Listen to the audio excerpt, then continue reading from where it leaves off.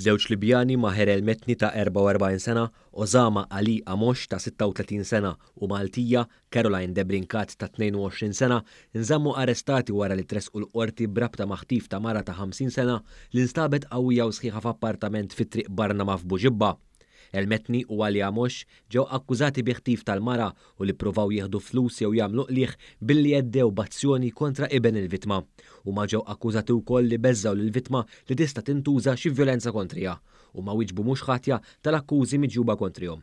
Il-prosekuzzjoni spjegat kif kienu dovuti lill-imputat Osama Ali Amosh l-ammont ta' 4,000 euro u l-flus baqgħu ma ġewx irritornati għalhekk inħatfet il-Lebaniża minn dara fl-imsida. Il-Pulizija qalet li liben il-vittma ir-rapport tal-Pulizija u żewġ Libjani ġew arrestati f'Taslima s-Sibt filgħaxija u ftit tal-ħin wara ġiet arrestata tfajla li kienet qed iżżomm lil-Lebaniża. Il-Pulizija semet it-telefonati li kienu qed isiru bejn l-imputati u bejn il-vittma u semgħu lill-omm Lebaniża tibki u tolfoq. Il-qorti ċaħdet il-ħelsien mill-arrest ta' Ali Amosh u De Brincat minħabba biża ta' entraġġ tal-provi filwaqt li El-Metni ma talabx għal ħelsien mill-arrest. Intant De Brincat li spiċċat tixer u tajjar il-prosekuzzjoni fil-qorti hekk kif inżammet arrestata ġiet akkużata bis-sekwestru tal-allegat vittma kontra l-volontà tagħha.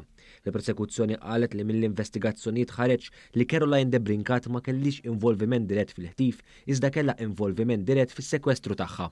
De Brincat ukoll ċaħdet l-akkużi miġjuba kontrija.